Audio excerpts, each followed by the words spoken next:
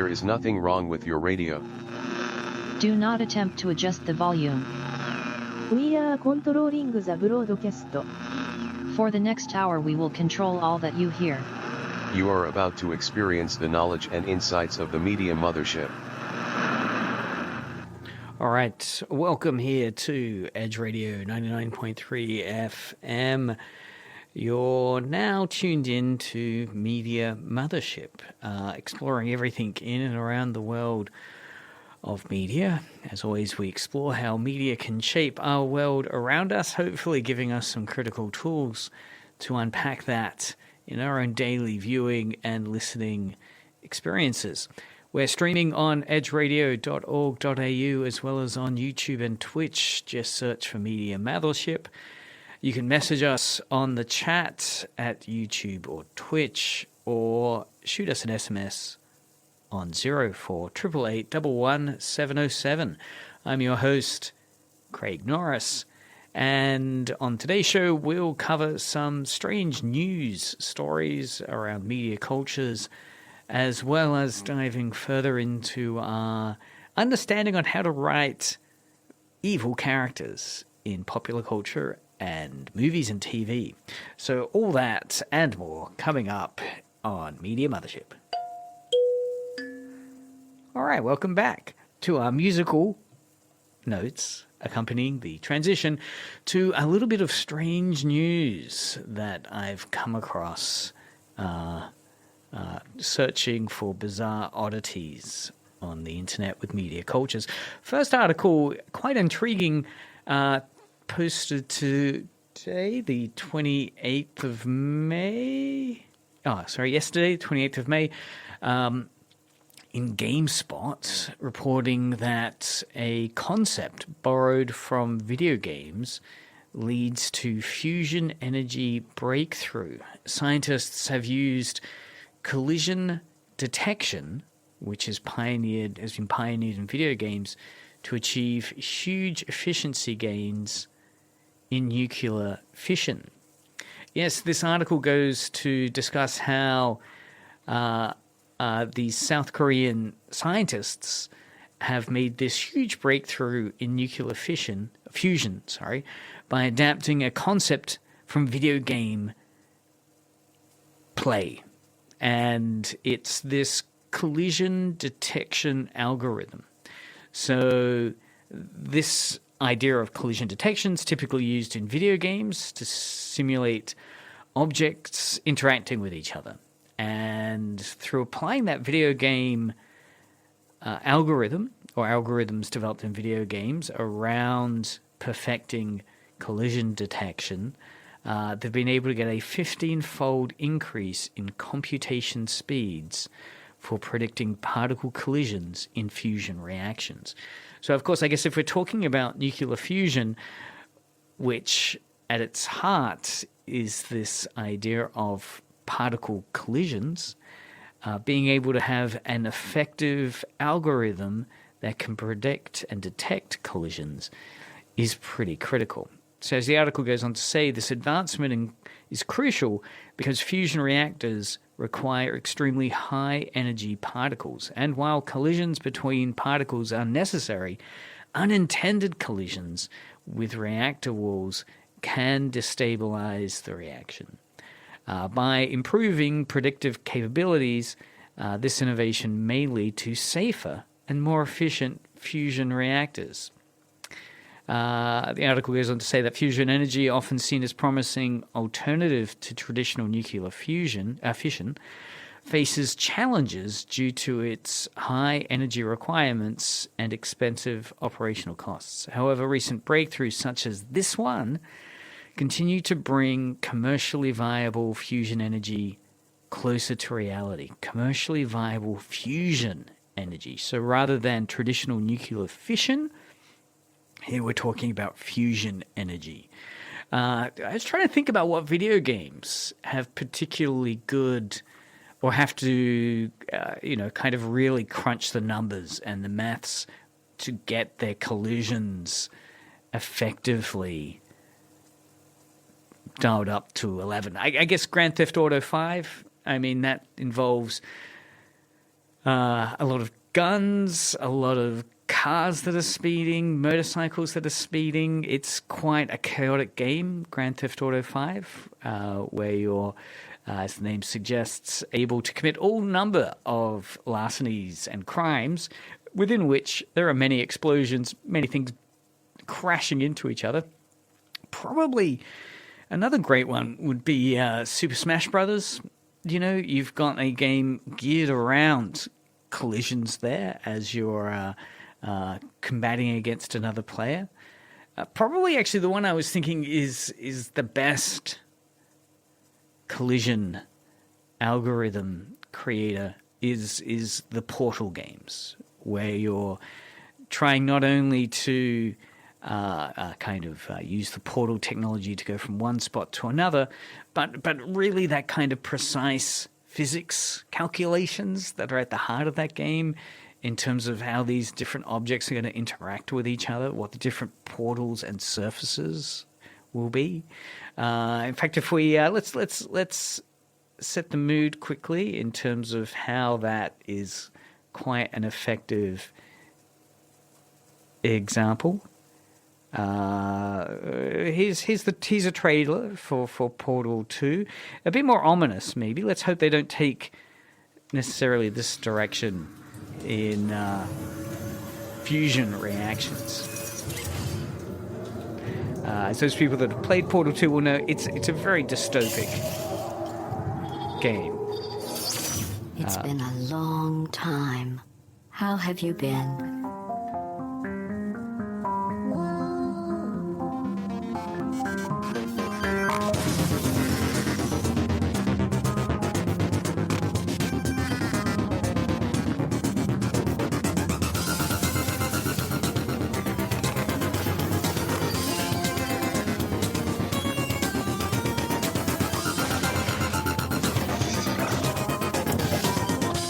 I think we can put our differences behind us. For science, you monster. Put our differences behind us for science, you monster. So that was Portal 2, of course.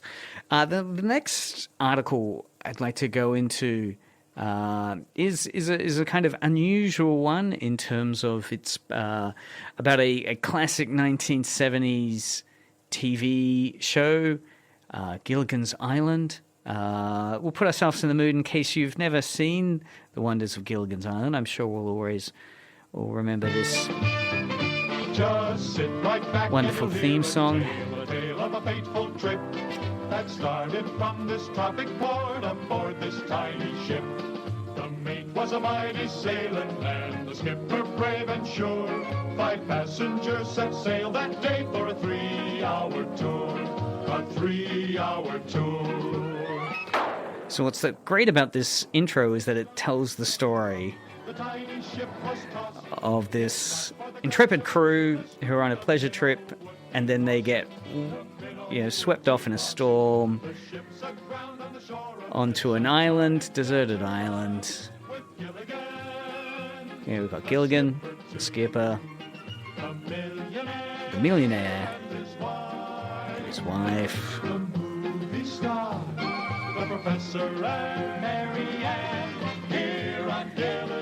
and the professor and Marianne. So what's interesting about this was an article reported in Cracked recently, which was going over some of the original show notes and the pitch for this TV series way back in the 70s.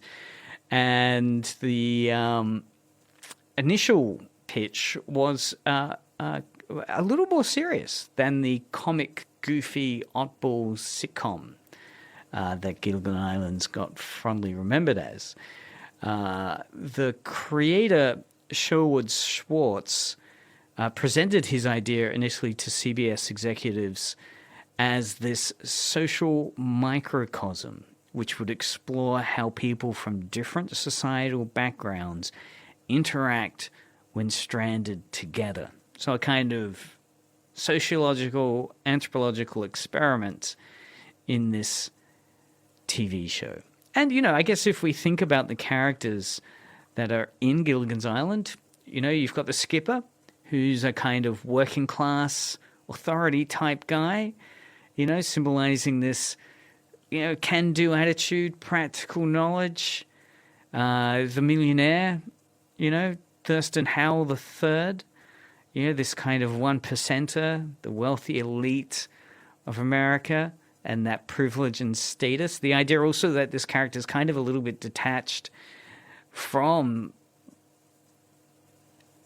the ability to actually survive in this world, right? That his wealth has protected him, that is the survival tasks, if they're not going to involve money and, privilege, aren't really going to make this character very useful. The movie star that's there, representing that celebrity glamour vibe, particularly that 1960s allure of Hollywood. Maybe the superficiality that the showrunner was thinking that character could represent. 1960s and 70s, it's interesting to think of the character of the professor. We're talking Cold War period here, so the idea of, again, this still utopia maybe of faith around scientific progress, right? You're in the middle of the space race during this period, technological advancement seeming to be endless.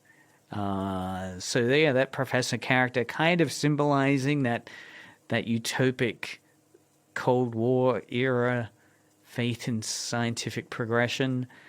Marianne, forgettable character, but I guess that's what she is. She's a kind of every girl, farm American girl, wholesome, hardworking person, resilient.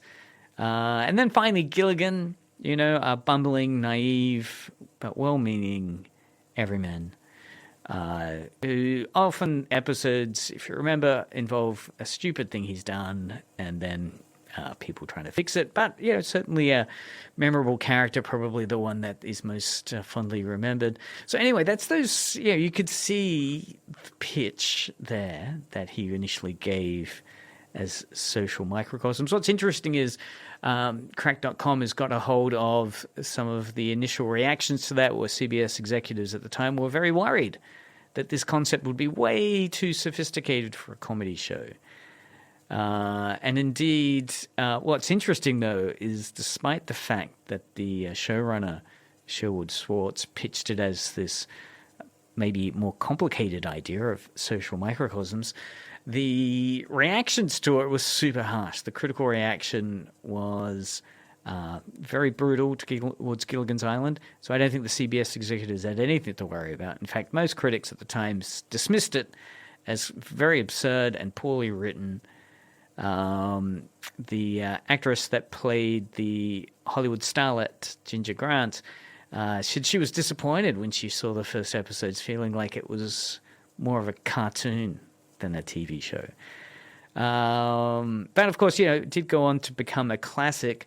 Amusingly, at the end of the article, the showrunner says, after getting ripped apart by the critics as having created a stupid show, fondly remembered, very popular, but nevertheless not the high pretensions initially it was pitched at. The showrunner said, next year the intellectual critics will probably take another look at Gilligan's Island. Then they'll write treatise on a social satire on many levels. So I've not come across in my own research any articles written on Gilligan's Island societal confrontation with Cold War America. It's a great article in the making, though. Certainly something to probably circle back to and, maybe put something together as well. Next piece of news. Okay, next piece of news. Again, one last article on Cracked. Funny piece on these tests. I always like these tests, like you do the Bechdel test on a movie, which is all about trying to unpack, ideological questions that are baked into a film. So the Bechdel test has limitations, but I like the idea of it, where you can assess the full roundedness of female characters by asking certain questions. Do the female characters talk about anything except for a male character. Various questions you can ask, which start to at least, while they're a bit lacking of nuance, they will still nevertheless get you to ask some interesting questions about film. Latest one is the Danny DeVito rule. Danny DeVito, of course, the 80s, 90s, various films he was in. He was he was in the Batman movie as the Penguin. Most commonly known now for Always Sunny in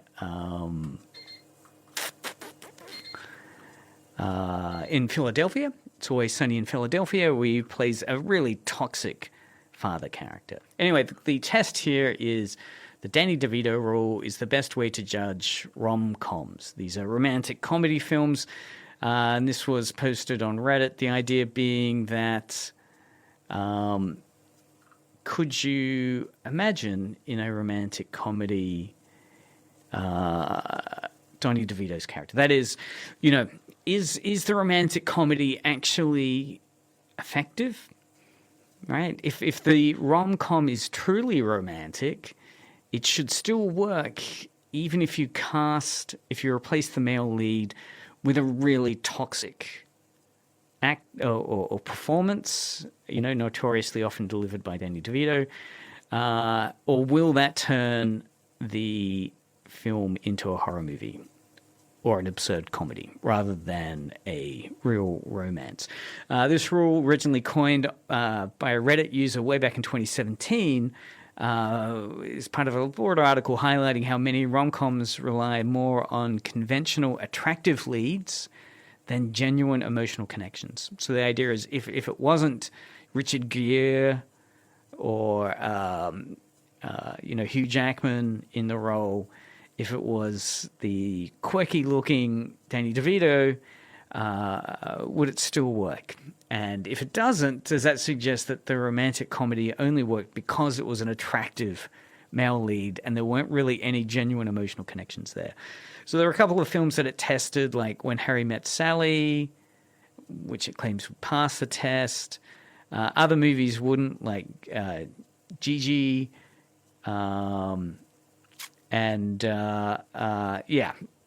an interesting idea, taking an actor or a performance and saying, what if this was played by a different actor that is diametrically, aesthetically different or known for playing different roles? Would that still work in this way? I wonder what other films you could apply that to. One further little interesting piece. Let's talk now about, a little bit away from media. Interesting article there on ABC News talking about how Starbucks in South Korea has banned the use of presidential candidate names for orders. So this was an unusual article talking about how, much like in Starbucks everywhere, when you order a coffee, you can give your name.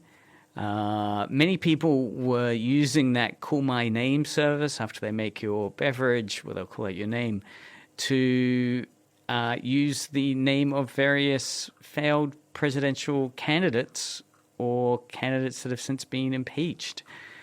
So it seems, a bizarre form of censorship. I wonder what type of culture jamming, cultural resistance, political resistance was going on using these political names as the Starbucks order, and then of course it being banned. It's truly bizarre little piece of news there.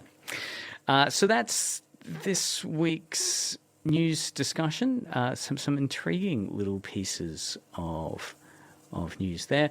Let's now pick up where we were last week, discussing how to write good villains.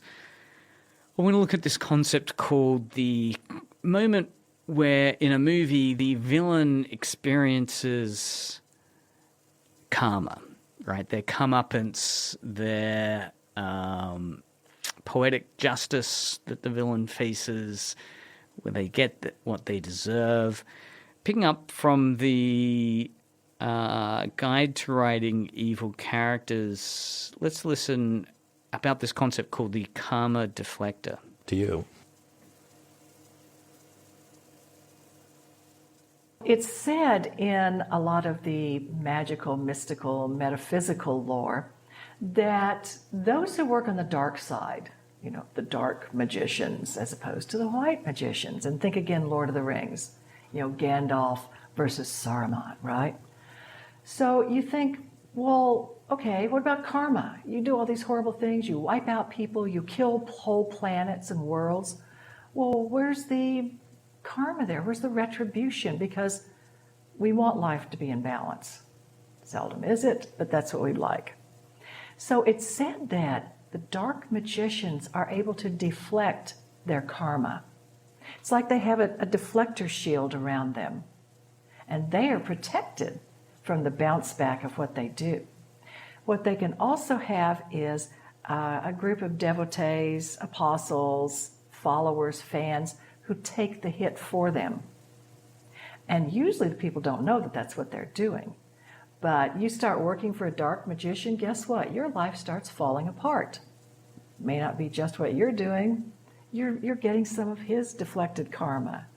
Or, she is directly pointing that shield to you, so it goes off of her and bounces down to the other people.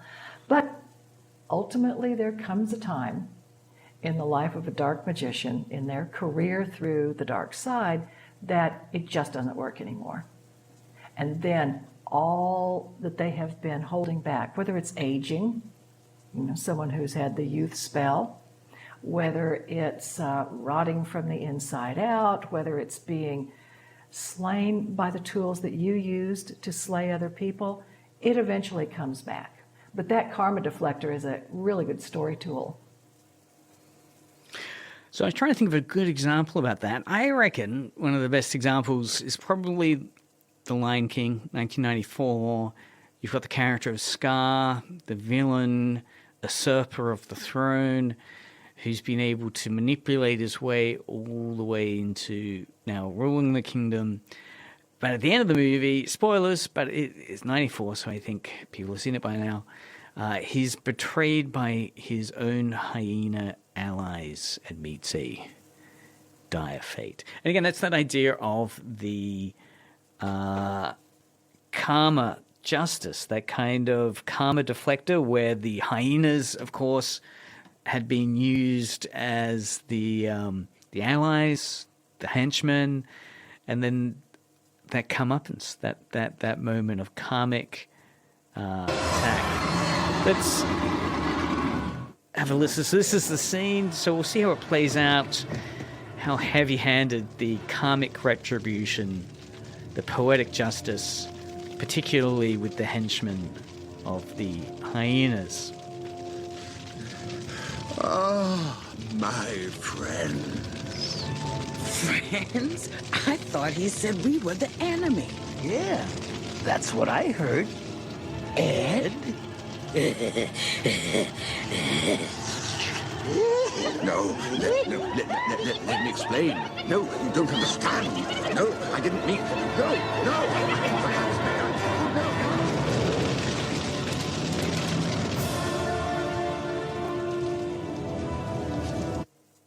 Okay, great scene there from The Lion King. Probably the only other one, again, another Disney example, would be that great scene where in Aladdin, so you've got the evil character Jafar, who's being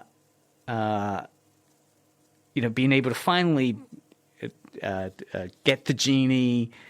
But then, of course, it backfires when he decides to wish to become the genie.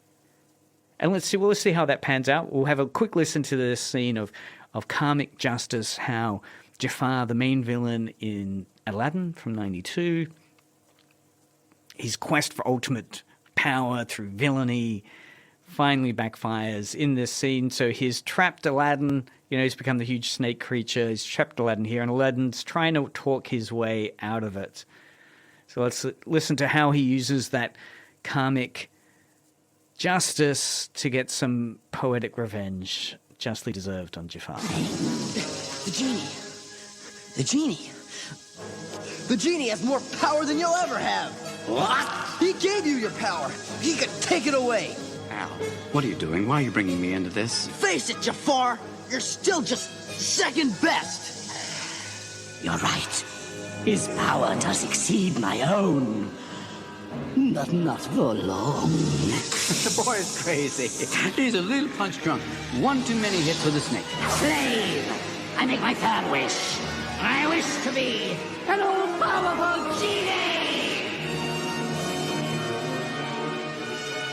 All right. Your wish is my command. Way to go, Al.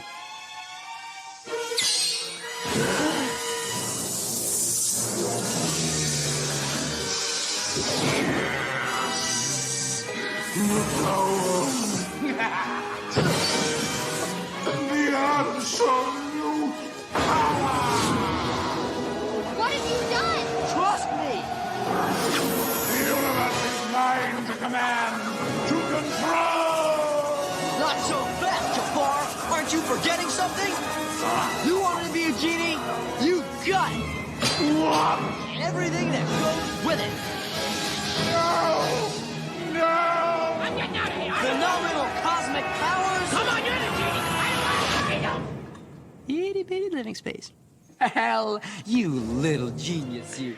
All right, and there we go. Great example there of karmic justice hitting the villain in the third act, Aladdin's 1992, where Jafar gets turned into a genie and doesn't realize that, oh, sweet poetic justice, it then shackles him into all the rules of being a genie in terms of having to go back into the lamp.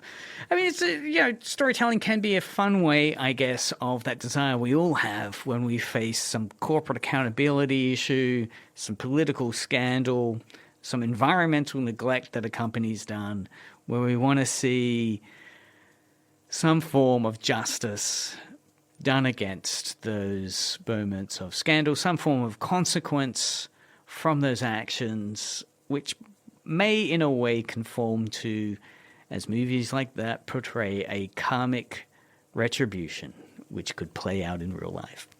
Well, that's been Media Mothership for another week. We'll be back next week with some more explorations into the way media shapes our understanding of the world around us next week. If you've enjoyed listening to the show, check us out on your podcast provider of choice. You can also see previous episodes on YouTube or Twitch. This has been Craig Norris for another week. Signing off. Keep listening now to Edge Radio, though, as we'll have some really cool tunes right now.